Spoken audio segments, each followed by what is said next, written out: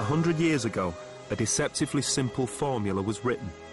It held the key to how our world began and why it works as it does. It led to the creation of the atom bomb, and it uncovered the darkest secrets of the universe. Its author was a youthful Albert Einstein. It's one of the most important and certainly the most famous equation in the world. E equals mc squared.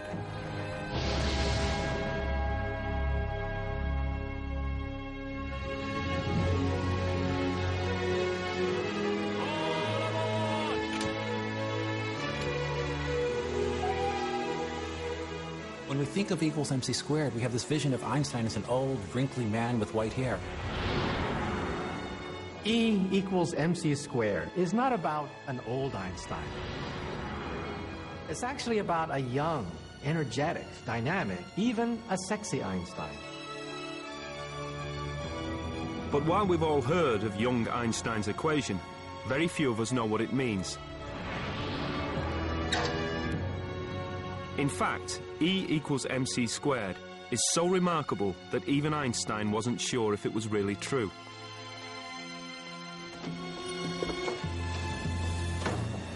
Albert, darling, you're later than I expected. We've only got sausage and cheese tonight. What is it? We need to talk. Has something happened? Oh, no, nothing. Sorry, no. I spent most of the day staring out the window at work, looking at trains. And I started to think about an object and how much energy it had. Can I explain it to you? Of course you can. But first, dinner, food and talk. I think the gods are laughing at me. But the gods were not laughing at Einstein. What he'd done was combine in one stunning insight the work of many great visionaries. This is the story of Einstein and all the scientists who went before, who fought and even died to create each part of the equation. It's a tale of ambition, betrayal, heartache, and deceit.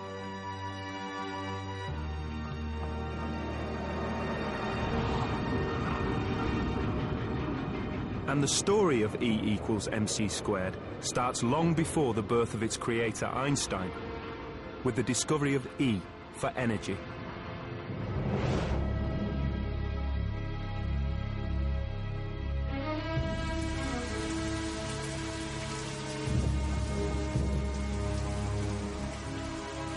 In the early 19th century, scientists didn't think in terms of energy. They thought in terms of individual powers or forces. These were all disconnected, unrelated things. The power of the wind, the force of a door closing, the crack of lightning. The idea that there might be some sort of overarching, unifying energy which lay behind all these forces had yet to be revealed. One poor, hungry man's drive to understand the hidden mysteries of nature would begin to change all that.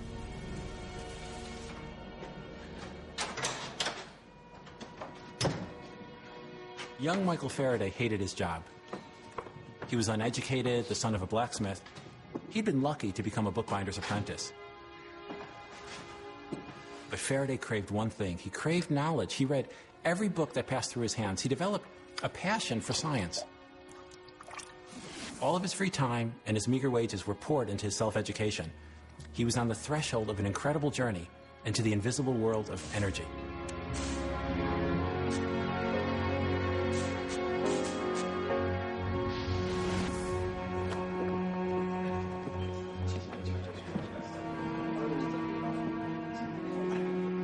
Faraday had impressed one of his master's customers and was rewarded with a ticket that would change his life.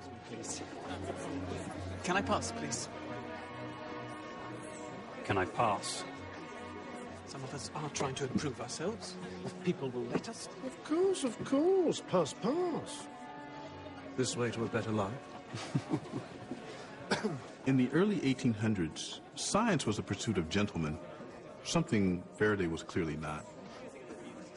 He had a rudimentary education, he'd read widely, he'd gone to public lectures. But in 1812, he was given tickets to hear Sir Humphrey Davy, the most prominent chemist of the age.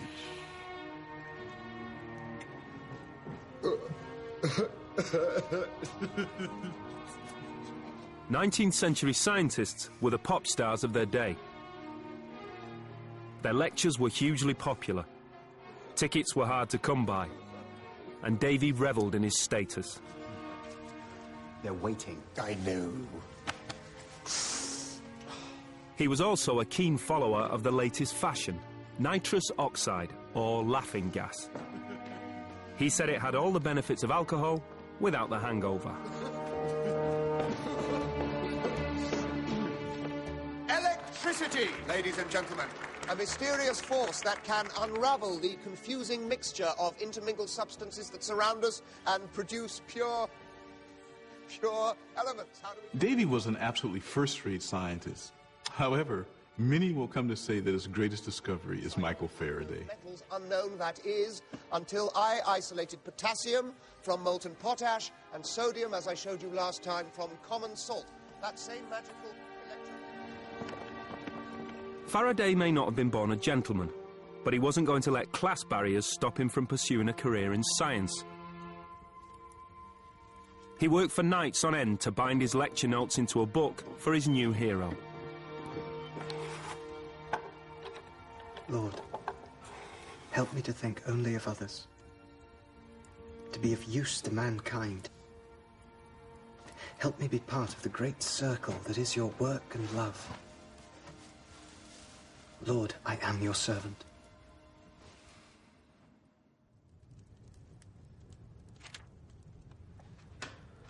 Well, this is excellent work, Faraday. So what is it you aim to do with your life? My desire, sir, is to escape from trade, which I find vicious and selfish, and to become a servant of science, which I imagine makes its pursuers amiable and liberal. Really? Well, I shall leave it to the experience of a few years to set you right on that score. Look, I haven't anything at the moment. I'll send a note if anything comes up.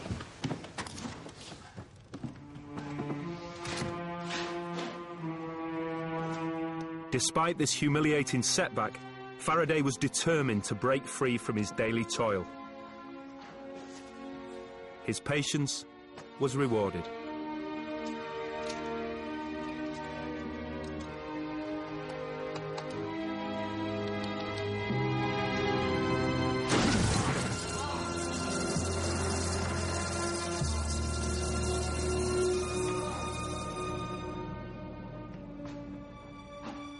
Man.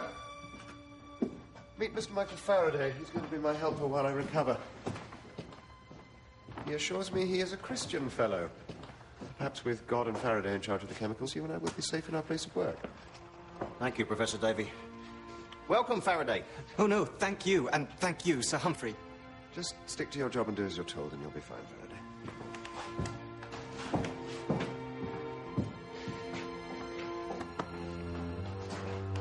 Faraday became the laboratory assistant, eagerly absorbing every scrap of knowledge that Davy deigned to impart.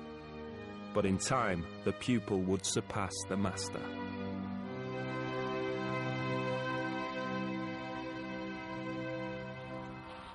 The big excitement of the day was electricity. Another charge, Newman. The battery had just been invented, and all manner of experiments were being performed. But no one really understood what this strange force of electricity was. The academic establishment at the time thought that electricity was, like a fluid flowing through a pipe, pushing its way along. But in 1821, a Danish researcher showed that when you pass an electrical current through a wire and place a compass near it, it deflected the needle at right angles. This was the first time researchers had seen electricity affect a magnet, the first glimpse of two forces which had previously been seen as entirely separate, now unified in some inexplicable way. Faraday, come look at this. Another bright spark around here, perhaps you can work it out. Ersted's reported an amazing finding. We're just replicating it here. Let's try the compass on the other side. Now, that is remarkable. But if the electrical force is flowing through the wire, why does the needle not move in the same direction, parallel to the wire? Quite. Let's try turning the whole apparatus round.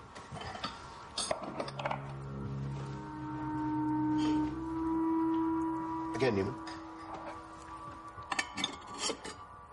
So, the electrical force goes this way, the compass points that way. How can one affect the other? Perhaps the electricity is throwing out some invisible force as it moves along. What?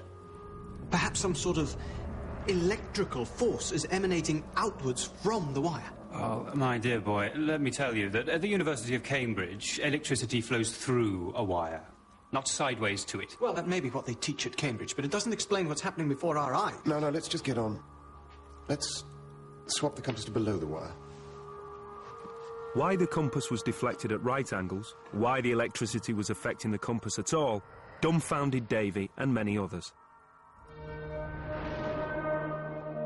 As we celebrate the marriage of Michael and Sarah. For Faraday, however, the problem became an obsession. It was a fascination inspired by his religion.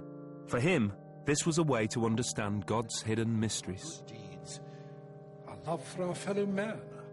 There was a small, almost persecuted group in London called the Sandemanians. They were religious, not really a sect, they were just a small subset, sort of like Quakers. Faraday was a member of that group. It was a very gentle, decent group. They believed that underneath the whole surface of reality, everything was created by God in a unified way, that if you opened up one little part of it, you could see how everything was connected.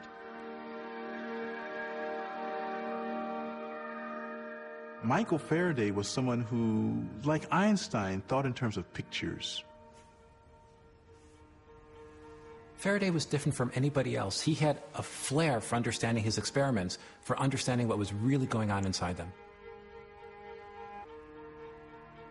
By methodically placing a compass all around an electrified wire, Faraday started to notice a pattern.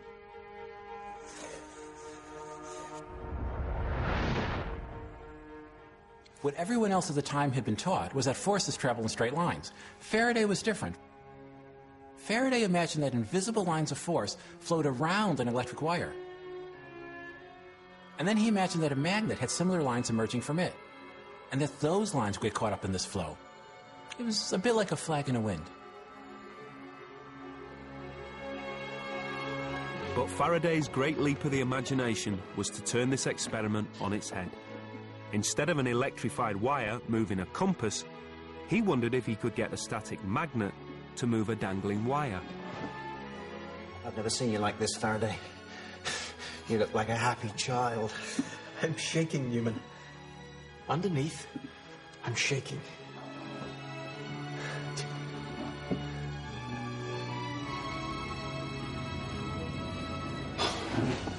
You see, John? You see? Yes.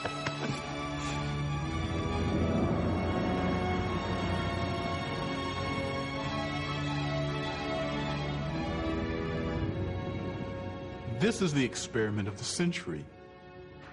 It's the invention of the electric motor. Scale up the magnets and the wires, make them really big. Attach heavy weights to them, and they'll be dragged along. But almost more importantly, he's inventing a new kind of physics here. Although he didn't realize it at the time, Faraday had also just demonstrated the overarching principle of energy. The chemicals in the battery had been transformed into electricity in the wire, which had combined with the magnet to produce motion. Behind all these various forces, there was a common energy.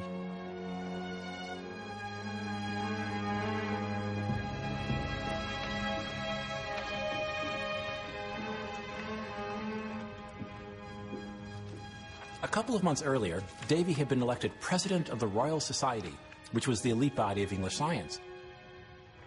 But then he saw this great discovery published in the Quarterly Journal of Science. I don't know if he was envious, but he certainly saw that this young man who had been his assistant, this mere blacksmith's son, had come up with one of the greatest discoveries of the Victorian era.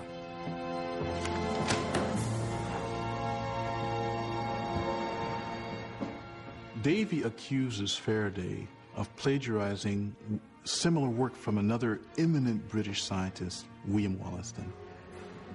So, Faraday, what does Wollaston make of all this?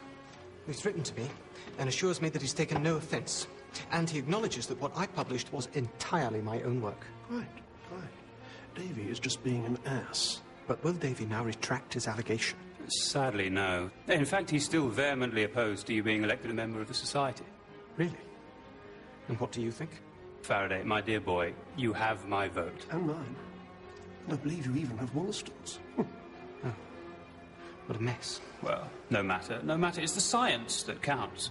So tell me, how does this wire of yours spin round its magnet?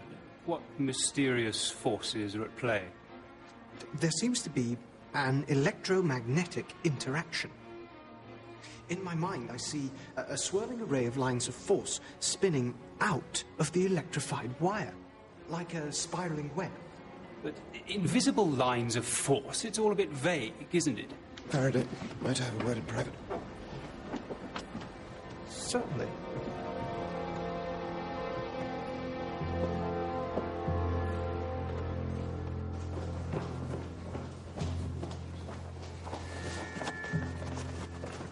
Listen, Faraday, let's stop this nonsense. I want you to take down your ballot paper from the notice board. Sir Humphrey, I see no reason to take it down. My friends have proposed me. It is they who put the paper up. I will not take it down. Good day.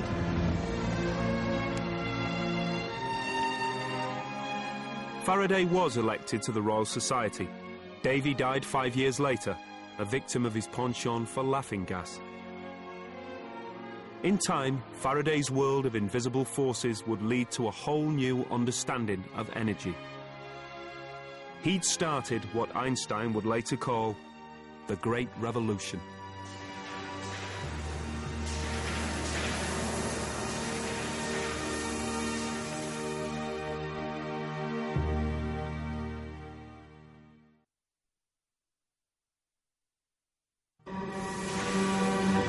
Albert Einstein grew up in an industrial society obsessed with energy.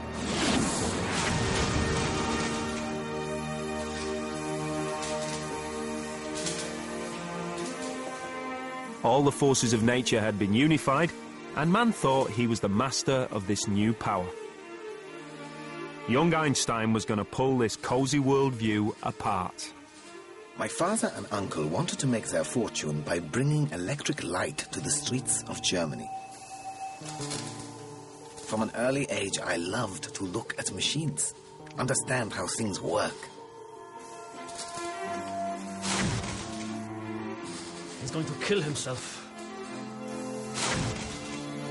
Albert, stay there.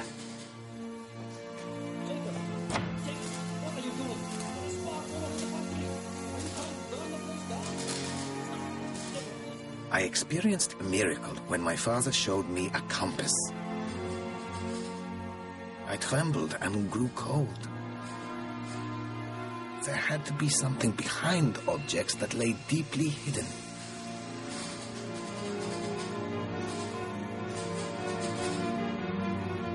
At high school, they had their ideas about what I should learn. I had my own. I was merely interested in physics, maths, philosophy, and playing the violin. Everything else was a bore. Einstein! On your feet! As you obviously know everything about geology, tell me, how does a rock start run here? It's pretty much the same to me whichever way they run, Herr Professor.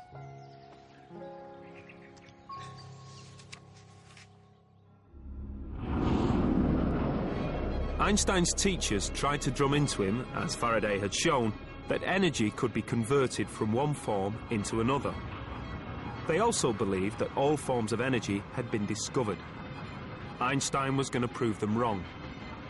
He would discover a new, vast reservoir of energy, hidden where no other scientist had ever thought of looking, deep in the heart of matter.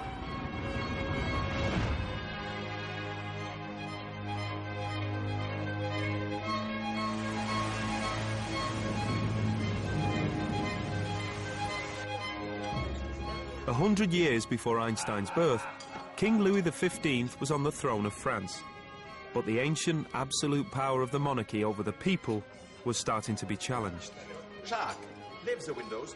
Forget the rain. We need air. The French Revolution was just around the corner.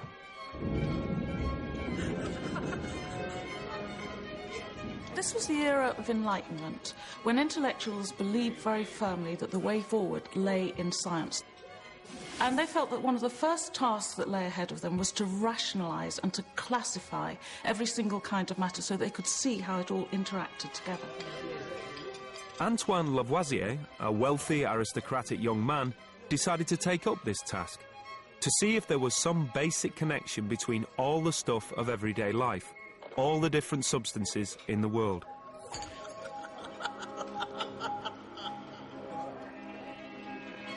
But what worked for Lavoisier as a scientist, his meticulous, even obsessive attention to detail, was also to be his downfall. Monsieur Lavoisier, you are, if my eyes do not deceive me, consuming only milk this evening. First you had a glass of milk, now you are eating a bowl of milk. Will you next move on to a plate of milk? Your precise observations commend you as a lady of scientific curiosity, mademoiselle. Most unusual. As you seek knowledge, so I shall dispense it. For the last 5 weeks, I have taken nothing but milk. Good God, man. I would rather die than fast on milk for 5 weeks. Are you in the grip of some horrendous ailment? On the contrary, I am investigating the effects of diet on health. Monsieur, with the greatest of respect to a member of the Royal Academy of Sciences, your gut must think your throat has been slit.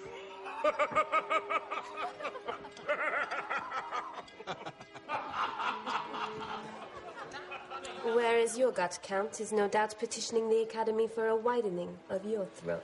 Marianne, how dare you insult the Count? Don't forget what the Count offers. Not just marriage, but think of how you will be introduced to all the salon. You will be the toast of Paris. Would it not be a shame, madame, to burden you with the duties of matrimony before you have had a chance to experience your curiosity for nature? Shall we all go through? It's getting rather hot in here.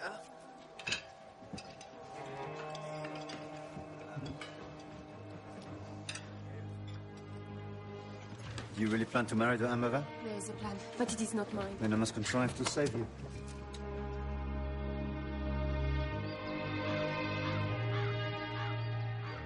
Lavoisier wasn't a chemist by profession. He was the head of tax enforcement in Paris. His great idea was to build a huge wall round the city and to tax everything that came and went. But his taxes on the simple things in life, bread, wine and cheese, did not endear him to the average Parisian. However, this scrupulous, fastidious young man did allow himself the occasional act of passion.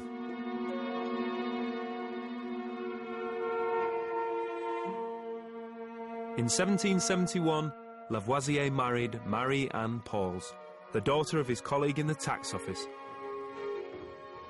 Thus he saved her, as he had promised, from an arranged marriage to a count 40 years or elder.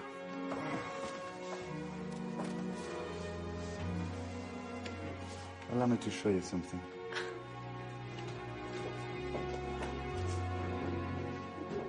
Lavoisier, I think, found his job as a tax collector really rather tedious, and the times he looked forward to were the evenings and the weekends when he could indulge his passion for chemical experimentation.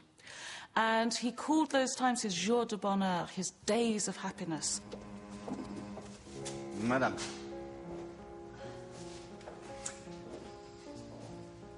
What will happen if I take a bar of copper or iron and leave it outside in the rain for months on end? Madame Lavoisier. Monsieur Lavoisier. The metals. What will become of them? Is this a verbal examination? Prior to an examination proper, sir? I merely seek the truth. Then you join with me, monsieur, for you know the truth. The copper will become covered in a green verdigris, and the iron will rust. I believe the term is calcined. Most impressive, my charming wife. But let me press you further. When the metal rusts, does it get heavier or lighter? Why, sir, I think you mean to trap me. Oh. Then perhaps this little butterfly should land and allow me to take a closer look. Every last citizen in France of sensible age knows that when a metal rusts, it wastes away. It gets lighter and eventually disappears. But... Stop. I have not finished. Contain yourself, sir. There is more.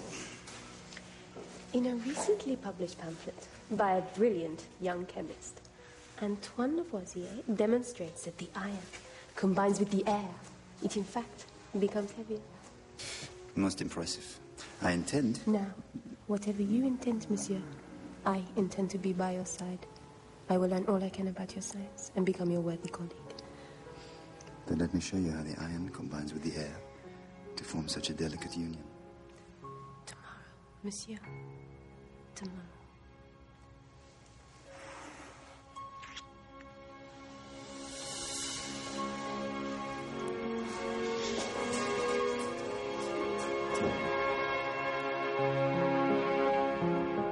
Marianne learned chemistry at her husband's side, but soon sought other ways to contribute to his work. She learned English so that she could translate contemporary scientific works. She took drawing lessons so that she could record in forensic detail the minutiae of their work together. She ran their laboratory and was the public face of the Lavoisier enterprise. She was central to the whole research effort. Monsieur, that is a terrible thing to say. You are a cheeky man. This way, please, gentlemen.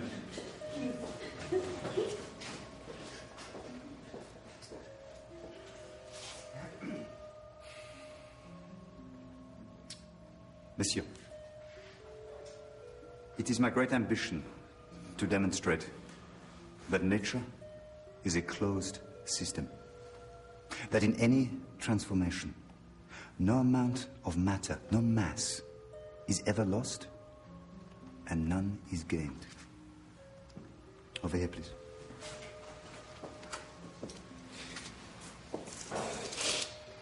This precise amount of water is heated to steam. This steam is brought into contact with a red-hot iron barrel embedded in the coals. From this end, we cool the steam. But interestingly, we collect less water than we started with. So clearly, we lose a certain amount of water. However, we also collect a gas. And the weight of the iron barrel increases. Now, when we combine these two increases, the new weight of the iron barrel and the gas we have collected, they are exactly equal to the weight of the lost water. But is it atmospheric air, Monsieur Lavoisier? No. No, because I am measuring it to the very last grain. I can see that it is lighter than the air around us. And, moreover, it is flammable. Voila. Water is made out of hydrogen and oxygen. So what he had done is get the oxygen to stick to the inside of a red-hot iron rifle barrel. He was basically just making rust, which is oxygen and iron, but he was making the rust really quickly. Now that left the hydrogen, what he called combustible air, and that was just floating around as a gas. No mass had been lost, it had merely been transformed. And now he wanted to transform it all back into water.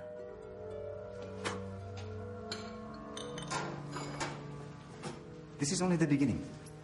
In the next few months, I hope to demonstrate that I can recombine this combustible air with vital air and transform them both back into water. I will recreate exactly the same amount of water that was lost here in this process. It is my hope to complete the cycle. Water into gas, into water. And not a drop lost. For a long time, Lavoisier had suspected that the exact amount of matter, the mass, involved in any transformation was always conserved. But to prove this, he had to perform thousands of experiments, and he had to do the measurements with incredible accuracy. That's where his great wealth from being a tax collector came in. He could afford to commission the most sensitive instruments ever built. He became obsessed with accuracy.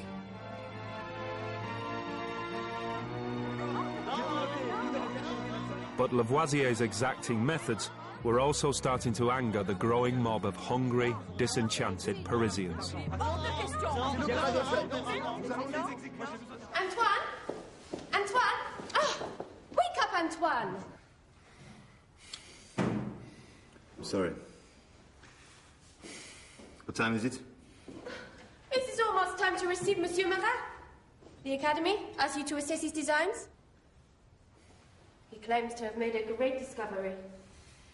Oh, Antoine, have you forgotten? There's another charlatan with an idea to peddle. God give me patience.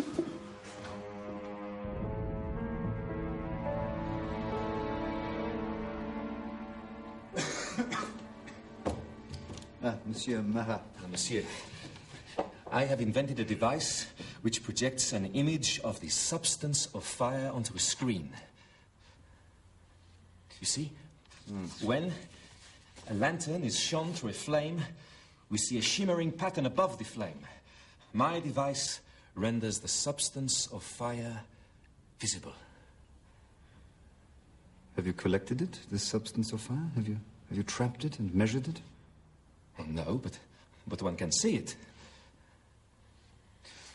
I'm sorry, in the absence of exact measurements, of precise observations, without rigorous reasoning, one can only be engaging in conjecture, so this is not science.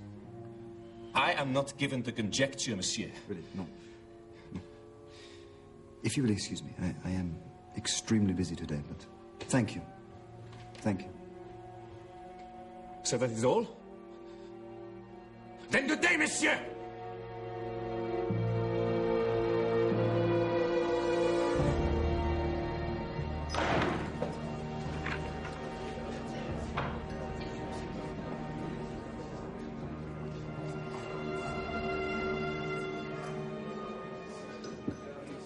Well, let me guess, Marat.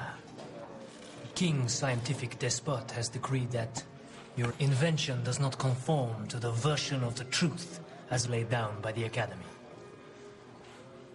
Lavoisier. He talks about facts. He worships the truth. Listen to me, my friend. They are all the same, the Royal Academies. They insult the liberty of the mind. They think they are the sole arbiters of genius. They are rotten to the core, just like every other tentacle of the king. The people. It is they who will determine right and wrong. Don't worry. In my next pamphlet, I will expose this persecutor of yours.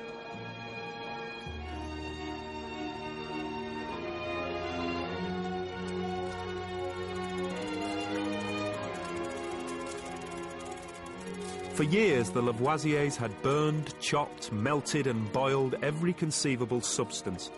They'd shown that as long as one is scrupulous about collecting all the vapours, liquids and powders created in a transformation, then mass is not lost. Liquids might become gases, metals may rust, wood may become ash and smoke, but matter, the tiny atoms that make up all substances, none of it is ever lost. The crowning glory of this opus was their remarkable use of static electricity to cause oxygen and hydrogen to recombine back into water.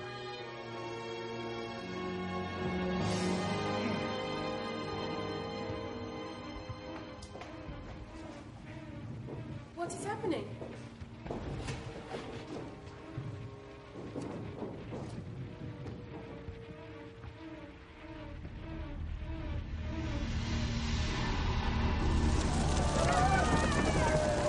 As the French Revolution exploded, the royal family and whole swathes of aristocrats lost their heads on the guillotine.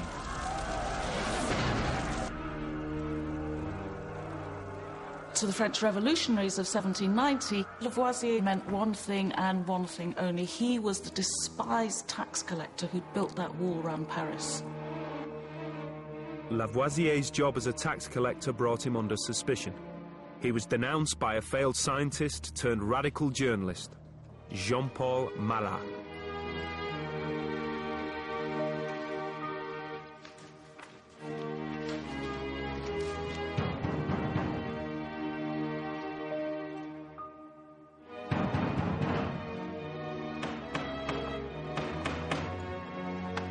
Oui, Lavoisier. Je sais pas. Lavoisier! Lavoisier!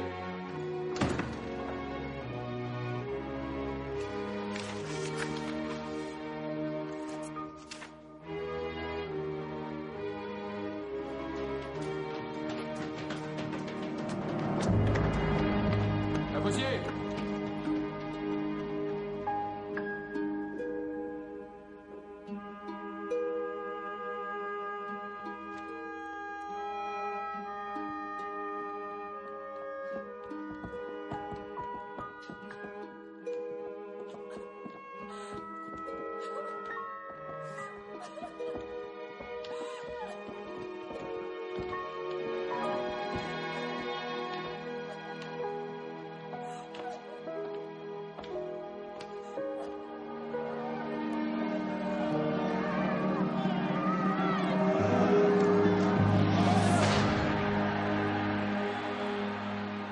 What Lavoisier did is absolutely central to science and especially T equals mc squared.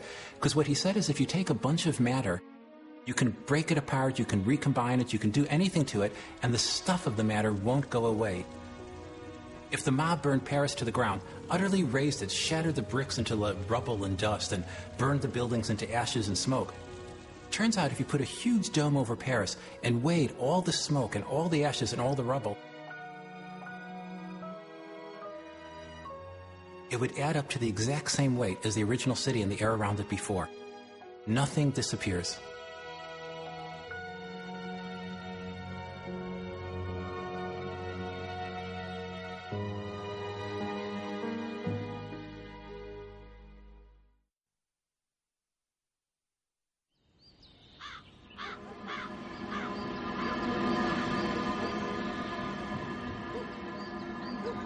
By the time Einstein enrolled as a physics student, the first two parts of the equation, E and M, energy and mass, were in place. They were revered as the two great domains of nature. Everything that existed fell into one of these classifications. The laws that governed one did not apply to the other. But of course, young Albert didn't care much for laws. If you call it so, But Cliff, Einstein, what happened to you? It is more than a little ironic, having been reprimanded yesterday by that idiot Professor Pernet for poor attendance, that I should in fact attend a practical lesson, which was as long as it was boring and utterly pointless, by the way, only to be the victim of an explosion of my own apparatus. So it was your own fault, then? Thank you. And how are you today, Fraulein Marriage? Extremely well, Herr Einstein. All the better for seeing you have escaped the physics laboratory with your life. Well, in order not to alarm you any further, I pledge to forever continue my studies here at the Café Bahnhof, reading only the great masters of theoretical physics and eschewing the babbling nonsense of the polytechnicians. It's about all you ever do. It's getting a little stuffy in here, Fraulein Marriage. Would you care to take a walk with me? There's something I'd like to discuss with you. Why, Herr Einstein? Of course. Perhaps you'd like me to tell you what you have missed in lectures this week.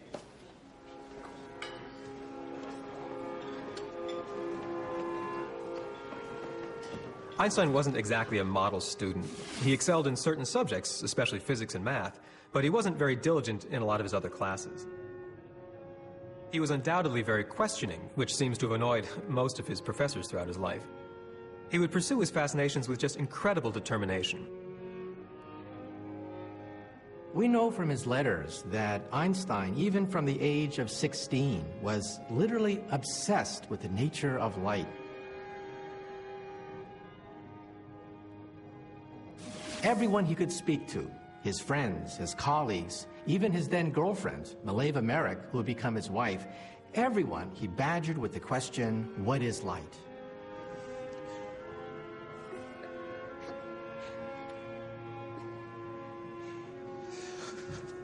What would I see if I rode on a beam of light? What? A beam of light? By what method do you propose to ride on this beam of light? As a method is not important. Let us just imagine we two are young, radical, bohemian experimenters, hand in hand on a journey to the outer reaches of the universe, and we are riding on the front of a wave of light. I really don't know what you are suggesting, Herr Einstein. Do you wish to hold my hand or ridicule me? Ridicule you? No, never. I merely want you to help me to understand. What would we see, do you think, if we were together and we sped up and up until we caught up to the front of a beam of light?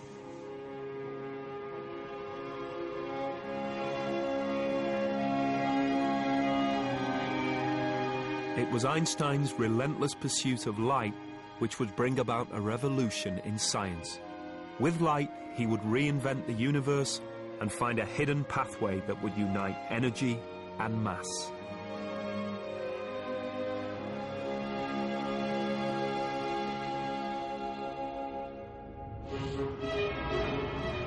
The term C in E equals mc squared stands for celeritas. It's Latin for swiftness.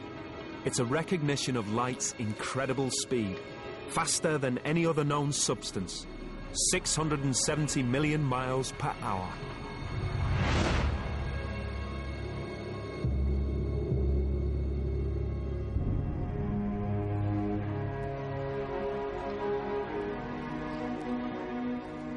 Long before the 19th century, scientists had computed the speed of light, but no one knew what light actually was. Back in England, a man we've already met was willing to make an educated guess. After Sir Humphrey Davy's death, Michael Faraday became Professor Faraday, one of the most important experimenters in the world. The scientific establishment still found it hard to accept that electricity and magnetism were just two aspects of the same phenomenon, which Faraday called electromagnetism. But now he has an even more outrageous proposal for his audience. Invisible lines that can emanate from electricity in a wire, from a magnet, or even from the sun. For it is my contention that light itself is just one form of these vibrating lines of electromagnetism. For 15 years, Faraday struggled to convince the skeptics that light was an electromagnetic wave, but he lacked the advanced mathematics to back up his idea. Eventually, someone came to his rescue. Professor James Clerk Maxwell believed in Faraday's far-sighted vision, and he had all the mathematical skill to prove it.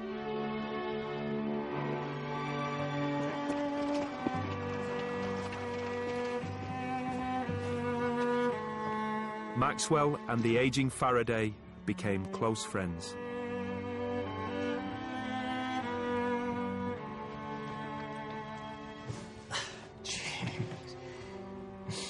James, forgive me. A word of advice. Don't get old. Michael, how are you? I'm fine. Memory isn't too good. But... Well, I thought you might like to see what I've just published. Oh, yes.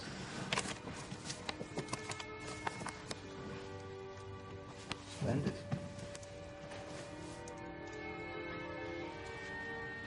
So your results show that when electricity flows along a wire, what it actually does is create a little bit of magnetism.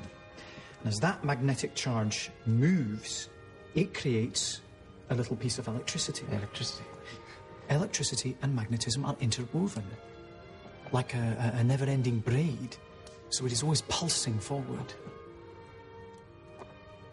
It's wonderful. Wonderful. Michael, there's something very crucial in maths. This electricity producing magnetism and magnetism producing electricity, it can only ever happen at a very particular speed. The equations are very clear about it. They come up with just one number. 670 million miles per hour.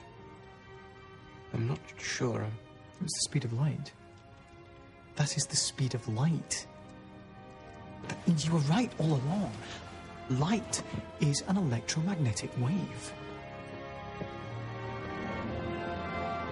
Maxwell had proven Faraday right. Electricity and magnetism are just two aspects of a deeper unity, a force, now called electromagnetism, which travels at 670 million miles per hour. In its visible form, it is nothing other than light itself. And nothing fascinated the young Einstein more than light.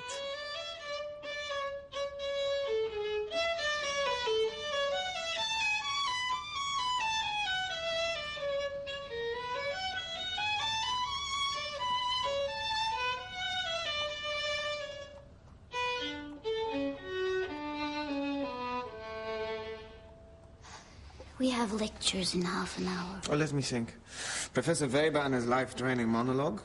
Or you, Mozart, and James Clerk Maxwell? We can't. We'll get a warning. Our project is too precious to waste time listening to those dullards. Come with me. We'll read Maxwell and think about the electromagnetic theory of light. Oh, why, my dear little Johnny, how you enchant a lady.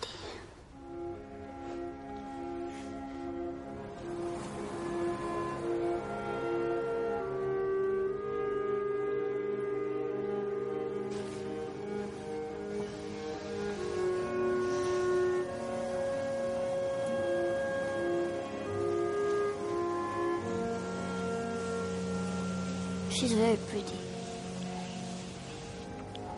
Yes. But can she soar and dance like our dark souls do? Maxwell's equations contained an incredible prediction. They said you could never catch up to a beam of light. Even if you were traveling at 670 million miles an hour, you would still see light squiggle away from you at 670 million miles an hour. Do you see how she stares at that wave? Yes. You see how for her it is static? Yes. She and the wave are traveling at the same speed.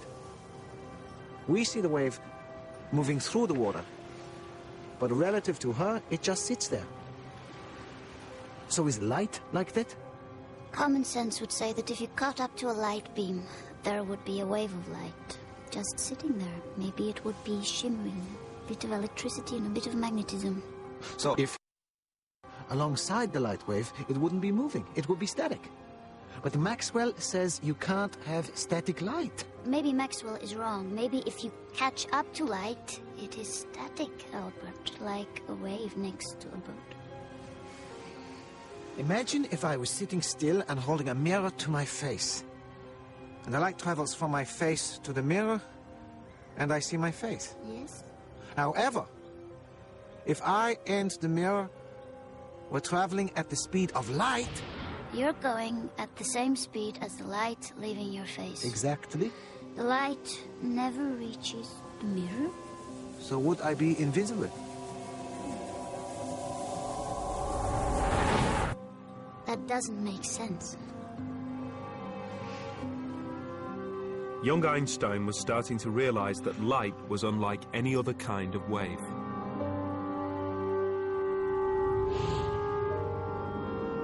Einstein was about to enter a surreal universe where energy, mass, and the speed of light intermingled in a way no one had ever suspected. But there was one last mathematical ingredient that Einstein would need: the everyday process of squaring.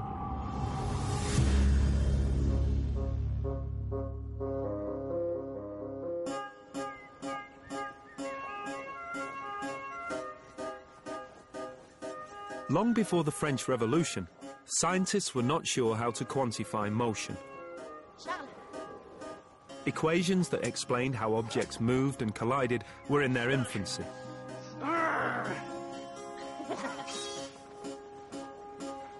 A crucial contribution to this subject would come from an unusual source. Meet the aristocratic 16-year-old daughter of one of King Louis XIV's courtiers, Émilie du Châtelet.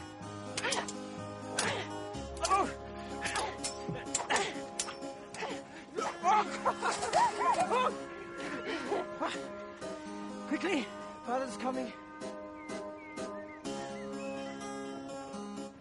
Émilie du Châtelet would have a huge effect on physics in her tragically short lifetime. Unheard of for a woman in the 18th century, she would publish many scientific works, including a translation of Sir Isaac Newton's Principia, the greatest treatise on motion ever written. Du Châtelet's translation is still the standard text in France today. Musa mihi causas memora. Muse, my memory code. Oh, Muse, the causes and the crimes relate. What goddess was provoked, and whence her hate? For what offense the Queen of Heaven began to persecute so brave, so just a man? Do not be cross with your sister, because she persecutes many a just man. Only the other night, Emily silenced the Duc de Luynes when she divided a ridiculously long number in her head in a matter of seconds. You should have seen the incredulity on their faces when they realized Emily was correct. Was it my sister's astounding intelligence or her boundless beauty that made their mouths gape, I wonder? Oh, well, yes, you have a point, monsieur. Monsieur, I thank you for your kindness. I fear, however, that my wit is only a curiosity to others. If only my mind were permitted opportunity. My dearest Emily, you are blessed with intellect and courage. Use them both, and the world will fall at your feet. No. In one sense, she is a woman utterly out of her true time and place. She's a philosopher, a scientist, a mathematician, a linguist. She demands a freedom that women didn't begin to enjoy until over 150 years later. A freedom to study science, to write about it, and to be published. Du Châtelet married a general in the French army at age 19 and had 3 children. She ran a busy household, all the while pursuing her passion for science. She was 23 when she discovered advanced mathematics. She enthusiastically took lessons from one of the greatest mathematicians of the day, Pierre de Maupertuis. He was an expert on Newton, and she was his eager young student. It seems they had a brief affair, but then he set off on a polar expedition. Du Châtelet then fell passionately in love with Voltaire, France's greatest poet. A fierce critic of the king and the Catholic Church, Voltaire had been in prison twice and exiled to England, where he became enthralled by the ideas of Newton. Back in France, it wasn't long before he again insulted the king. Du Châtelet hid him in her country home. The poor little creature is devoted to him. Isolated far from Paris, Du Châtelet and Voltaire turned her chateau into a palace of learning and culture, complete with its own tiny theatre, and all with the apparent blessing of her husband. There's a great deal of myths surrounding Du Châtelet and her love life, and most of it is very exaggerated. But her husband did accept Voltaire into his household, and he often went to Paris on behalf of Voltaire. He went to his publisher to plead Voltaire's case, to keep Voltaire out of jail. And it is also true that Émilie du Châtelet did have several affairs of a fleeting nature.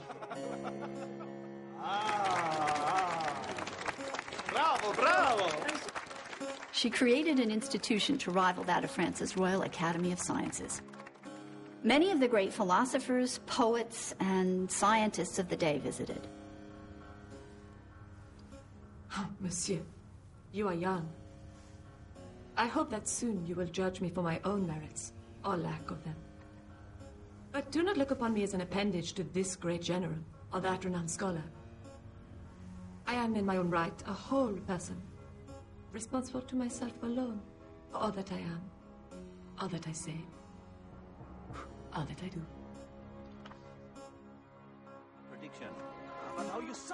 Du Châtelet learned from the brilliant men around her, but she quickly developed ideas of her own. Much to the horror of her mentors, she even dared to suspect that there was an error in the great Sir Isaac Newton's thinking. Newton stated that the energy of an object, the force with which it collided with another object, could very simply be accounted for by its mass and its velocity. In correspondence with scientists in Germany, Du Châtelet learned of another view, that of Gottfried Leibniz. He proposed that moving objects had a kind of inner spirit. He called it vis viva, Latin for living force. Many discounted his ideas, but Leibniz was convinced that the energy of an object was made up of its mass times its speed squared. Taking the square of something is an ancient procedure. If you say a garden is 4 square, you mean that it might be built up by 4 slabs along one edge and 4 along the other. So the total number of paving slabs is 4 times 4, 16. If the garden is 8 square, 8 by 8, well, 8 squared is 64. It'll have 64 slabs in it. This huge multiplication, this building up by squares, is something you find in nature all the time. Emily, you are being absurd. Why ascribe to an object a vague and immeasurable force like vis viva? It is a return to the old ways. It is the occult! When movement commences, you say it is true that a force is produced which did not exist until now. Think of our bodies. To have free will, we must be free to initiate motion. So all Leibniz is asking is, where does all this force come from? In your case, my dear, the force, I am sure, is primeval. Oh, you're infuriating. You hide behind wit and sarcasm. You only think you understand Newton. You're incapable of understanding Leibniz. You're provocateur. Everything you do is about something else and makes trouble for you. Criticize this, denounce that. Are you capable of discovering something of your own?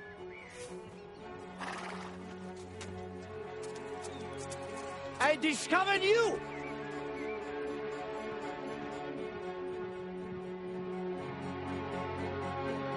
Despite the overwhelming support for Newton, Du Châtelet did not waver in her belief.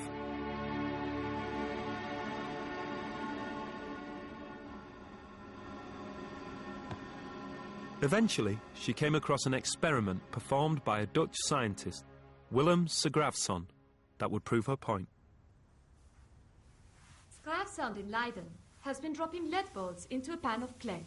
Dropping lead balls into clay? How very imaginative. Using Newton's formulas, Monsieur Voltaire, he then drops a second ball from a higher height, calculated to exactly double the speed of the first ball on impact. So, monsieur, care for a little wager? Newton tells us that by doubling the speed of the ball, we will double the distance it travels into the clay. Leibniz asks us to square that speed.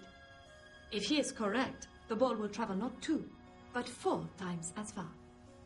So, who is correct? Monsieur, I feel Mr. Newton's reputation dwindling ever so slightly. Oh, mon père, we do not succumb to her. There is no earthly reason to ascribe hidden forces to this Dutchman's lead balls. Well, the ball travels 4 times further. Turns out, Leibniz is the one who is right. It's the best way to express the energy of a moving object. If you drive a car at 20 miles an hour, it takes a certain distance to stop if you slam on the brakes. If you're going 3 times as fast, you're going 60 miles an hour, it won't take you 3 times as long to stop. It'll take you 9 times as long to stop. Oh, well, it does seem worth consideration. Perhaps we might look over his calculations. I have already checked his figures. I am sure Leibniz is correct on this point. I intend to include a section on this matter in my book. Really? Do be careful, madame. Do you think the Academy is ready for such an opinion? Quite. We really should be careful. We? I see no reason to delay. There is no right time for the truth.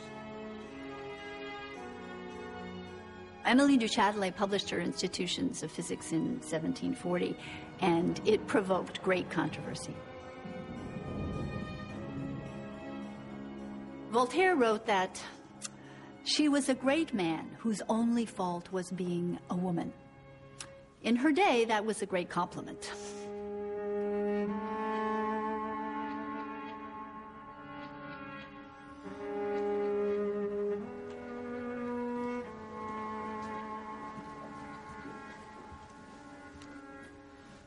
I am with child.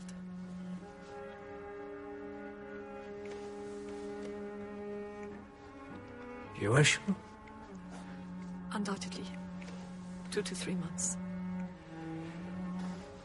I'm afraid that You are afraid? You should...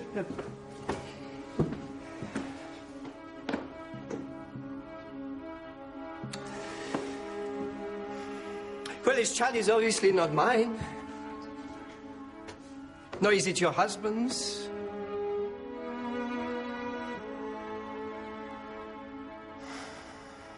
Oh, Émilie. Émilie du Châtelet knew that in the 18th century, for a woman to become pregnant at the age of 43 was really very dangerous. And all the while she was pregnant, she had terrible premonitions about what was going to happen. All her life, du Châtelet had tried to rise above the limitations placed on her gender. In the end, it was an affair with a young soldier that led to her demise. 6 days after giving birth to her 4th child, she suffered an embolism and died.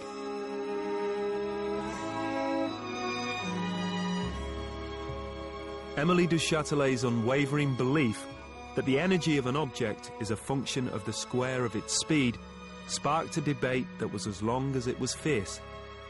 After her death, it took 100 years for the idea to be accepted. Just in time for Einstein to use this brilliant insight to finally bring energy and mass together with light.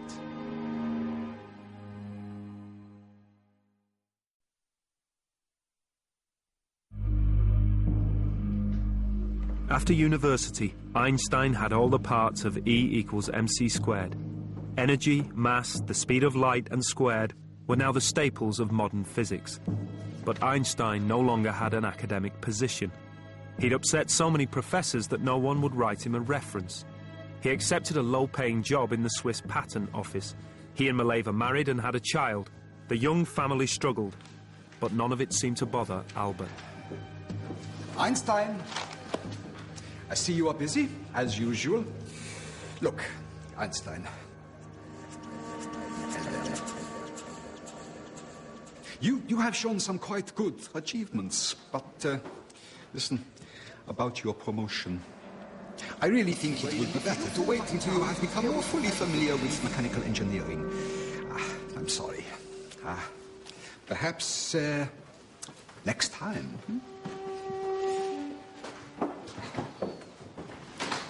But I wanted to hire a maid so I can get back and finish my degree. Now I will never pass my dissertation. Oh, come, my pretty little duck. All will be fine. You'll see. How will it be fine, Albert? Do I have to just wait another year until you are promoted? Come on. Come on, my little one.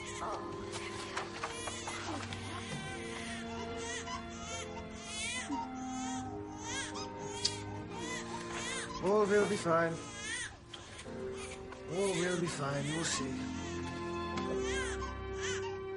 There really is a very charming but kind of a self-centered streak to Einstein. He focuses only on his particular obsessions. If the rest of the world fits in around him, that's fine. If they can't, it doesn't bother him.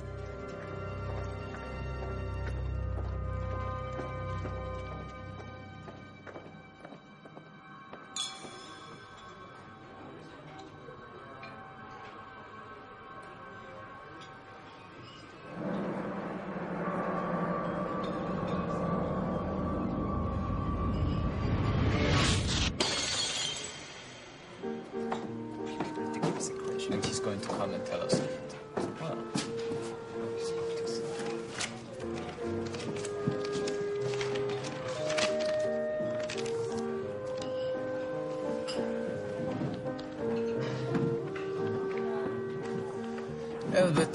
Albert. A pretty neck and your head spins. Okay, so we must behold and comprehend the mysterious. Well, that kind of mysterious is going to get you into trouble. I'll tell you what is truly mysterious. The secret of a long and happy marriage.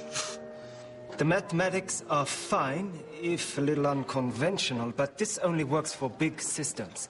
It'll fall down when you apply it to small systems. I disagree. Oh, no. Here we go. Another grand theory by Herr Albert Einstein, a patent clerk, third class. What would happen if one applied those formulae to electromagnetic radiation? Albert, you can't just take one bit of physics and apply it without proper regard to a completely different area. Why not? Albert, I know you like the grand linkages, the big theories, but wouldn't things be better all round if you just got going in some small area? Got a university post, get a decent wage, for God's sake. At least Mileva could study again. Then she'd be happy, and you'd be happy. Ah, the vulgar struggle for survival. Food and sex. Spoken like a true bourgeois. Listen, I want to know how God created this world. I'm not interested in this or that phenomenon, in the spectrum of this or that element. I want to know his thoughts. The rest? The details. Yes, but you can't feed your children on his thoughts, Bertie.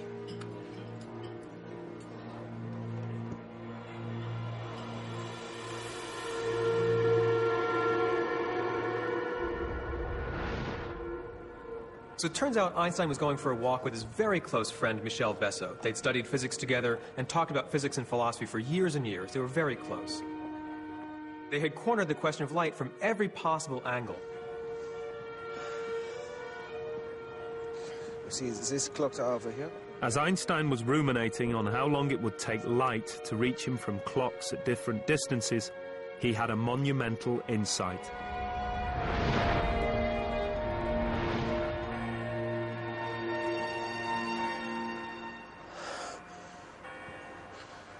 Thank you. Thank you. I have completely solved the problem. Albert! What Einstein did was completely turn the problem on its head. Other scientists had found it impossible to accept Maxwell's idea that light would always move away from you at 670 million miles an hour, even if you too were traveling really fast. But Einstein just accepted that as a fact. Light's speed never, ever changes. Then what he did was bend everything we know about the universe to fit light's fixed speed. What he discovered was that to do that, you have to slow down time. His extraordinary insight is that time, as you approach the speed of light, time itself will slow down. It's a monumental shift in how we see the world.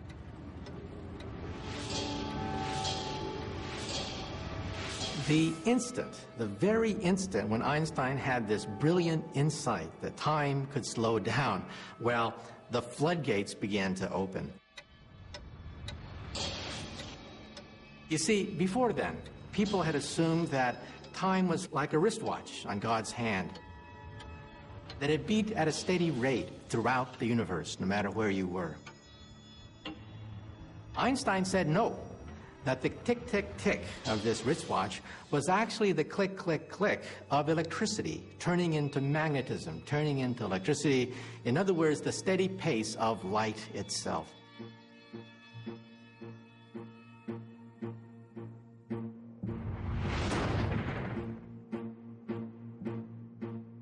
In 1905 was a miraculous year for Einstein and for physics. He had an unbelievable outpouring of creativity. It starts with his publication of a paper on how to work out the true size of atoms. 2 months later is the publication of his paper on the nature of light. That's what we'll learn of the Nobel Prize. The third paper, only a month later, is on how molecules move when heated, and that finally ends the debate on whether atoms really exist. The fourth paper is published at the end of this half-year period, In it, Einstein sets out his theory of light, time, and space. It was this theory of special relativity. That changed the way we see the world. In Einstein's new world, the one true constant was not time or even space, but light.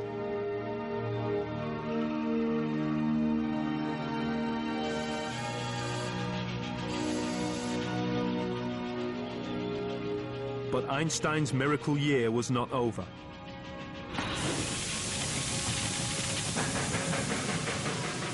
In one last great 1905 paper, he would propose an even deeper unity. As he computed all the implications of his new theory, he noticed another strange connection. Energy and mass were being forced together by light's incredible but fixed speed.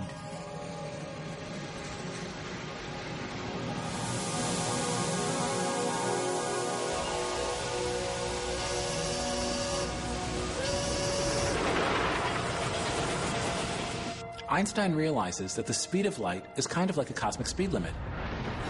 Nothing can go faster. So imagine we have a train charging along, and let's say it's getting up to the speed of light, and we're stuffing more and more energy in, trying to get it to go faster and faster. But it's still bumping up against the speed of light. So all this energy, where does it go? It has to go somewhere. Amazingly, it goes into the object's mass. From our point of view, the train actually gets heavier. The energy becomes mass.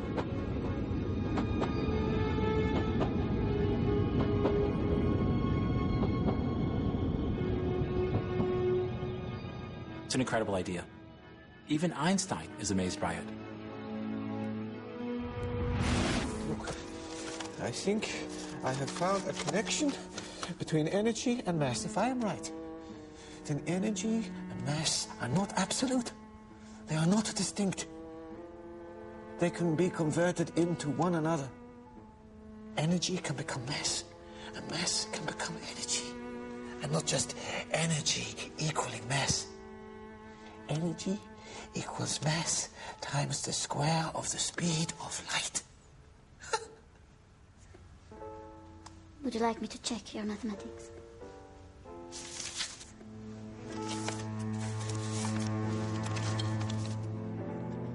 Einstein sent his fifth great 1905 paper for publication. In 3 pages, he simply stated that energy and mass were connected by the square of the speed of light. E equals mc squared.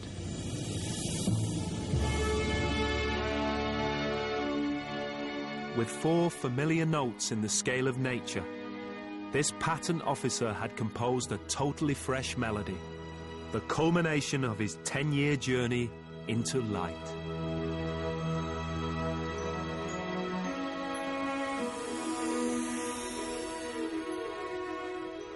Here we are for thousands of years thinking that over here is a world of objects, of matter, and over there is an entirely separate world of movement, of forces, of energy. And Einstein says, no, they're not separate. Energy can become mass, and crucially, mass can also become energy. There's a deep unity between energy, matter, and light. E equals mc squared. That equation shows that every piece of matter in our universe has stored within it a fantastic amount of energy. The speed of light, for example, is about 300 million meters per second. You multiply that by itself, and you get 90 quadrillion. So in other words, what is matter? In some sense, matter is nothing but the condensation of vast amounts of energy. So in other words, if you could somehow unlock all the energy stored within my pen, that would erupt with a force comparable to an atomic bomb.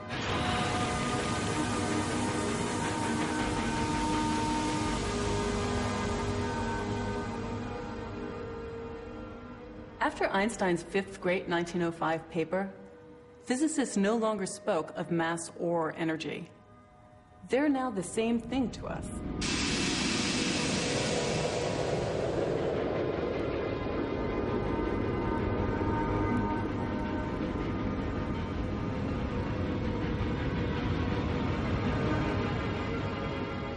probably the most miraculous year in science ends in silence. The articles are published to resounding nothing. I think the gods are laughing at me.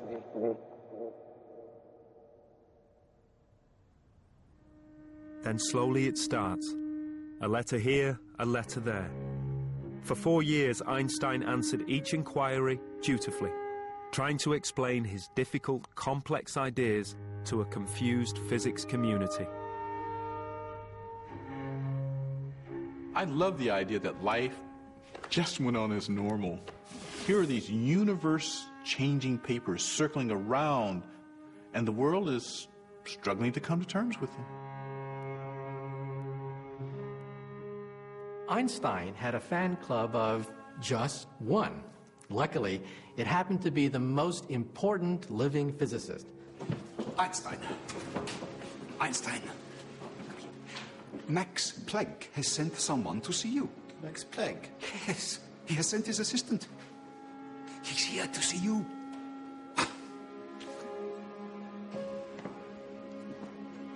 Max Planck encourages the world's most eminent physicists to take Einstein seriously. After 4 years of waiting, he was appointed Professor of Physics at Zurich University. From there, his career was meteoric.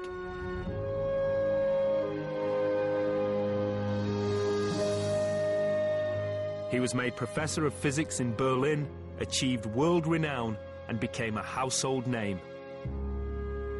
He was the undisputed father of modern physics.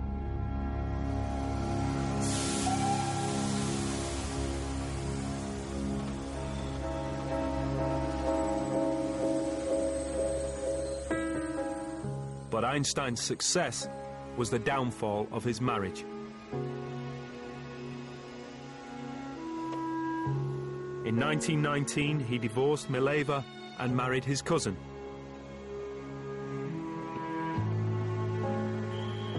His fame led to numerous affairs.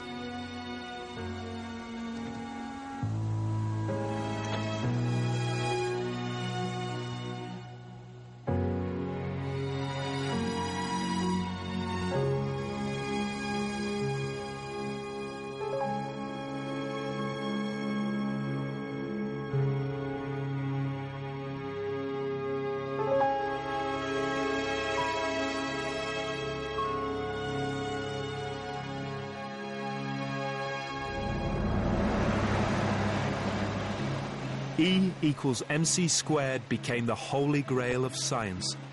It held out the promise of vast reserves of energy locked deep inside the atom.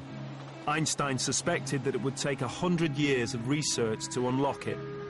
But he hadn't banked on the Second World War and the genius of a Jewish woman in Hitler's Germany.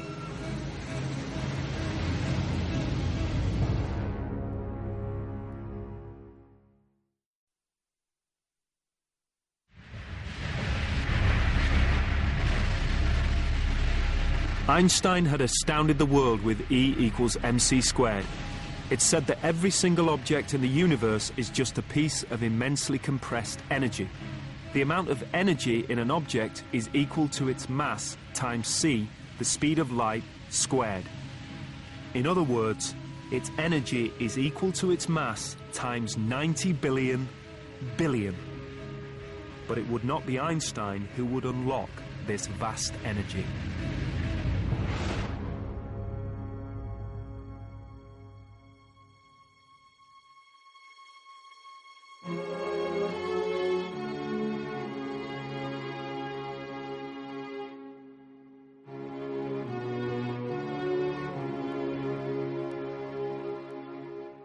"28-year-old Austrian Lisa Meitner was painfully shy. Despite her anxiety, the young doctor of physics arrived in Berlin determined to pursue a career in the exciting new field of radioactivity. Unfortunately, in 1907, German universities did not employ women graduates. Luckily, one man came to her aid. Fräulein Meitner. Yes? Otto Hahn. I'm a researcher in the Chemistry Institute. Professor Planck suggested I... Hey, Han, I have read your papers on thorium and on mesothorium, and Dr. Planck suggested that Yes, he suggested that I speak with you. I need someone to collaborate with. I think I could really help with the physical analysis. And the mathematics. Yes, and the mathematics. Studying radioactive atoms has become so much a collaboration between chemistry and physics these days. Yes. I'll ask Fischer for a laboratory then. Excellent. I'll speak to you soon. Lisa Meitner had just taken the first step on a journey that would irrevocably change world history. For her, it would be a road marked with success and renown, but also terror and betrayal.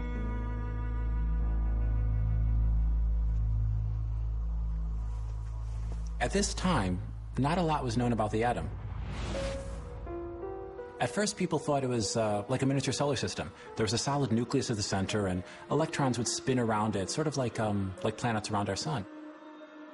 A little later, some researchers proposed that the nucleus itself wasn't a solid chunk, but is made up of separate particles of protons and neutrons.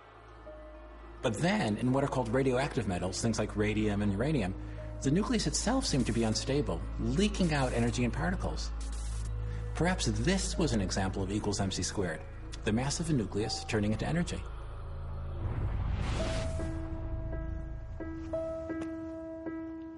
Meitner and Hahn's collaboration to unlock the secrets of the atom started out on an extremely unequal footing. He was given a laboratory, she was forced to work in a woodshed.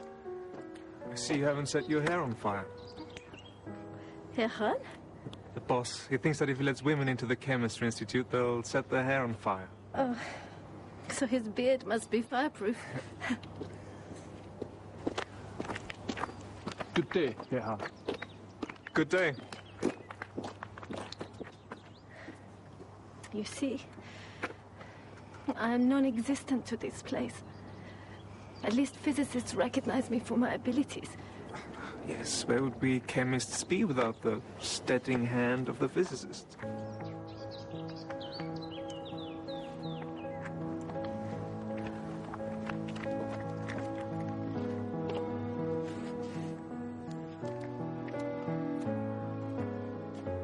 It took years, but Lisa lost her shyness eventually.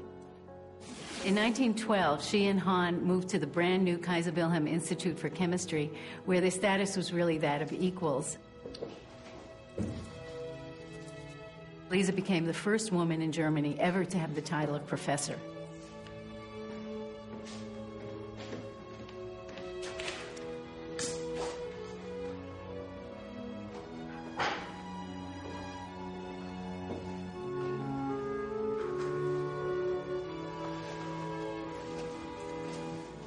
Lisa,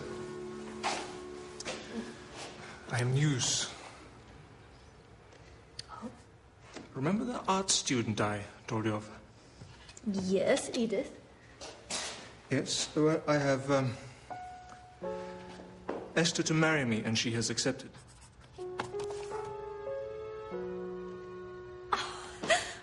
Oh, Dr. Hahn, congratulations.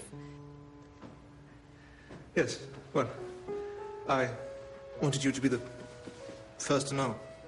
Oh, I'm very pleased for you. Very pleased.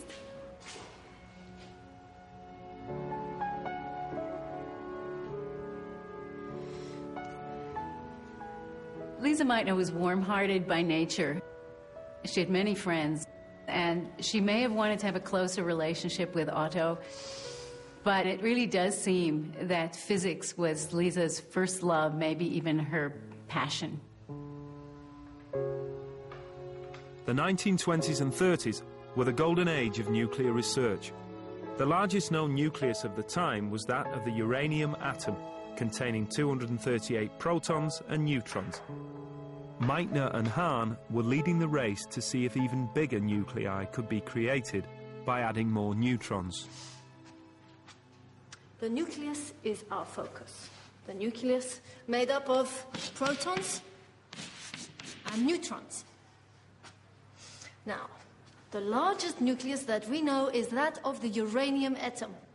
Its nucleus is a tightly packed structure of 238 protons and neutrons. The thrust of our work is to try to fire neutrons into this huge structure, and if we can get a neutron to stick in here, it will be a breakthrough.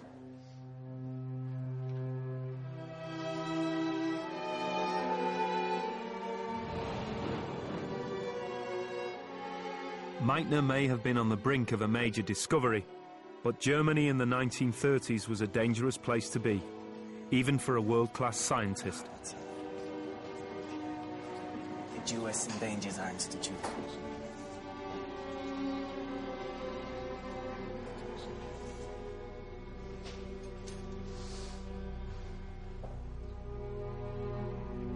Unlike many other Jewish scientists, Meitner refused to leave her work. By 1938, her situation had become perilous. The pressure on them all was unbearable. Hahn, who was known for his anti-Nazi views, did his best to protect her, at least initially. I need to talk to you about Lisa. Not now, I'm too busy. We have to protect her. How? What can we do? The situation is the way it is. Who knows what will happen next? She can't stay. It's just not tenable. But she hasn't got a visa or even a valid passport. And she may soon be forbidden to leave Germany. We can't harbor a Jew. If she stays, the regime will shut us all down.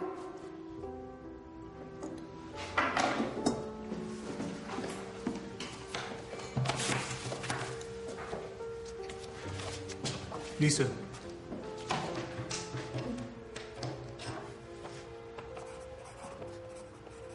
Orline demands that you leave. You can't throw her out. Orline says you should not come into the Institute anymore.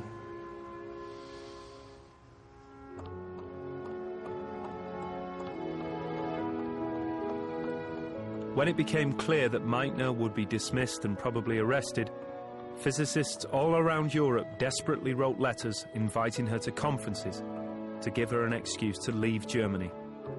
The Nazis refused her permission. In July of 1938, a friend, a Dutch colleague, travelled to Berlin and illegally took Lisa back with him on a train to Holland.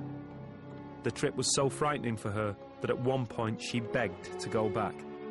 Despite the great danger, she got through.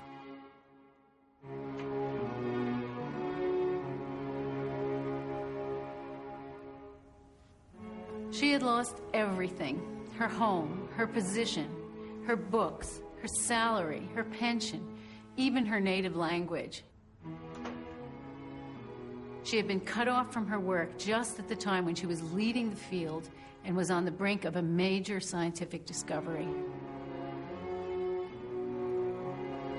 No matter the privations she suffered, Lisa was still thinking of physics.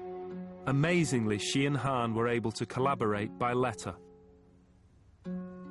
I hope, my dear Otto, that after 30 years of work together and friendship in the Institute, that at least the possibility remains that you tell me as much as you can about what is happening back there.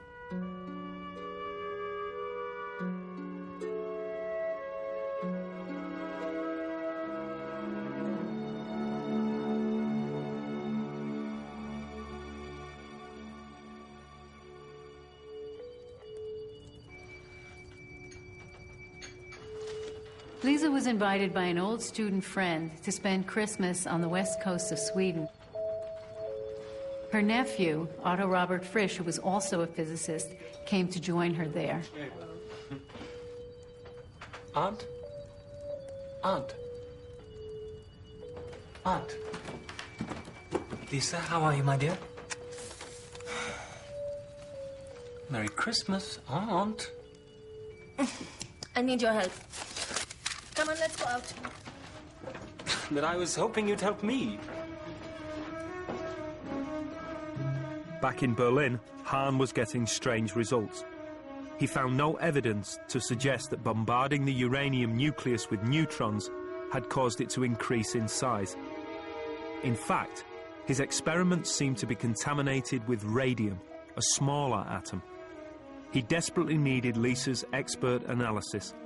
From afar, she was starting to suspect that something very different was happening in their experiment. Hahn and Strassman are getting some strange results with the uranium work. Really? A couple of months ago, Hahn told me that they were finding radium amongst the uranium products. We are looking for a much bigger element, and here we're finding something much smaller. I urged Hahn to check again. It couldn't be radium. And now he writes to me and tells me that it's not radium, it's barium. That's even smaller. Exactly. Hahn is sure that it's another error, but I don't know anymore. It is at least possible that barium is being produced. So Hahn still needs you to interpret the data. It is my work too, you know. Exactly. Well, I can't be there, can I? Come on, let's walk.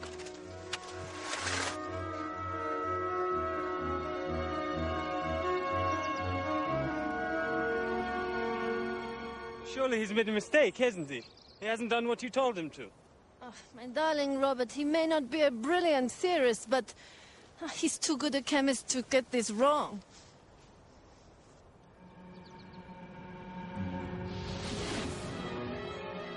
If you imagine a drop of water, a big drop, it's unstable, on the verge of breaking apart.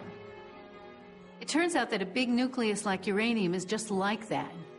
Now, for 4 years, Meitner and Hahn and all other physicists had thought that if you pump more neutrons into this nucleus, it'll just get bigger and heavier.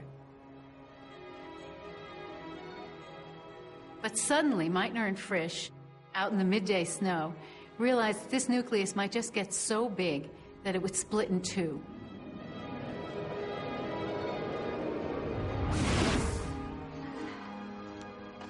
If the nucleus is so big that it has trouble staying together, then couldn't just a little tiny joke from a neutron... Yes, but if the nucleus did split, the two halves would fly apart with a huge amount of energy. Where's that energy going to come from? Well, we worked out that the mutual repulsion between two nuclei would generate about 200 million electron volts. But something has to supply that energy. Wait, let me do a packing friction calculation.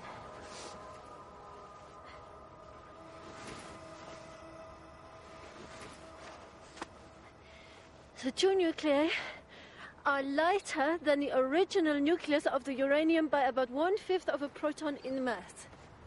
What? So some mass has been lost. Einstein's E equals mc². If we multiply the lost mass by the speed of light squared, we get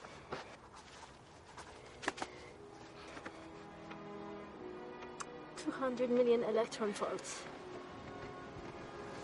He's split the atom. No. You've split the atom.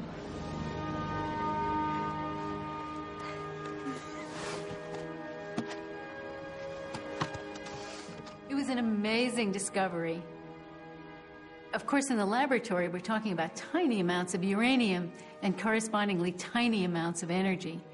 But the point is that the amount of energy released was relatively large, and that came from the mass of the uranium itself.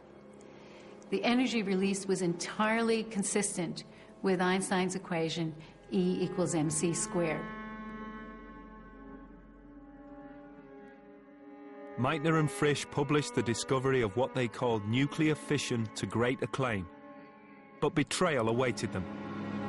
Otto Hahn was under pressure from the Nazi regime to write his Jewish colleague out of the story. He alone was awarded the 1944 Nobel Prize for the discovery. In his speech, he barely mentioned the leading role of Meitner. Bizarrely, even after the war, Hahn maintained that it was he and not Meitner who had discovered nuclear fission.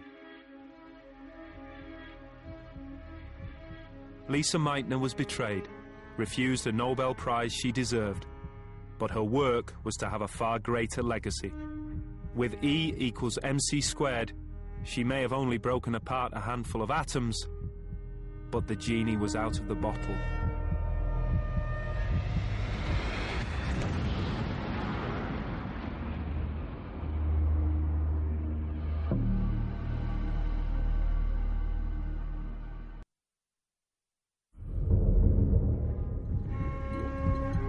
Lisa Meitner had shown that Einstein's E equals mc squared was true. Energy could be released from matter. But neither of these pure scientists had foreseen the consequences of their discoveries. In 1942, an intense effort to build an atom bomb was begun. All over America, secret installations sprang up under the code name the Manhattan Project. Meitner was asked to join the Manhattan Project, and she refused. She refused to have anything to do with the atomic bomb. But Robert Frisch was different. He was an important member of the team because he was convinced of the need to beat the Nazis in a nuclear arms race.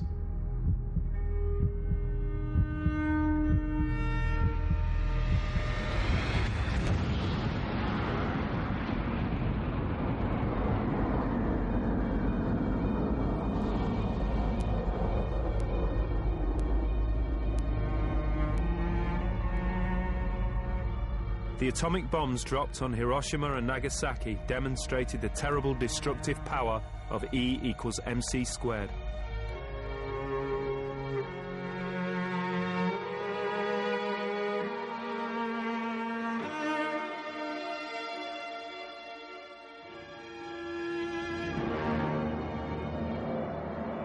A few pounds of uranium and plutonium were detonated, splitting apart their atoms and releasing vast amounts of energy.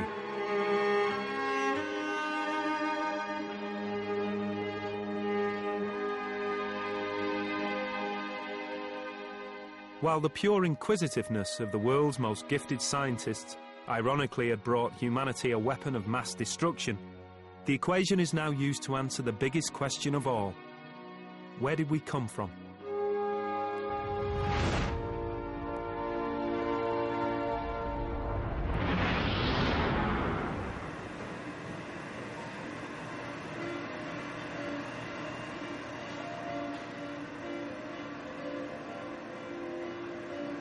Today's generation of physicists see E equals mc squared in action every day.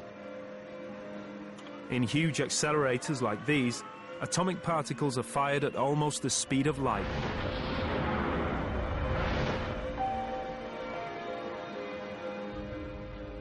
As they travel, more and more energy is pumped into them.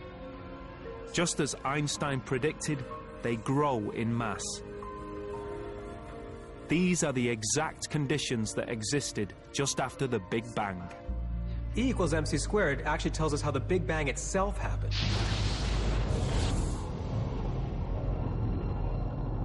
In the first moments of creation, the universe was this immensely dense, immensely concentrated eruption of energy. As it rushed apart and expanded, huge amounts of energy, or E, were converted into mass, or M. Pure energy became matter. It became the particles and atoms, and it eventually formed the first stars.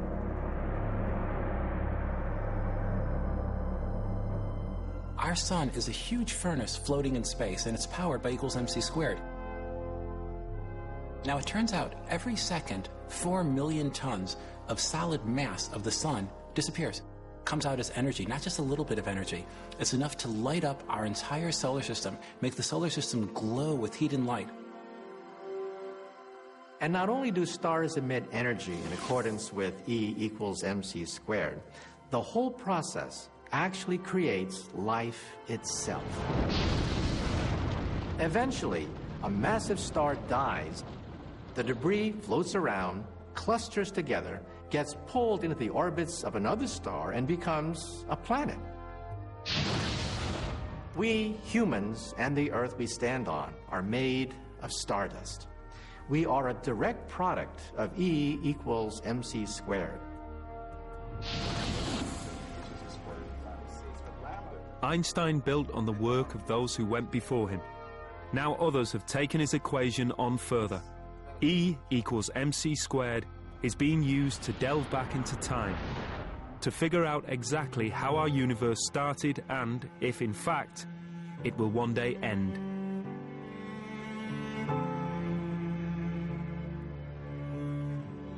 somewhere out there is yet another genius with the answer.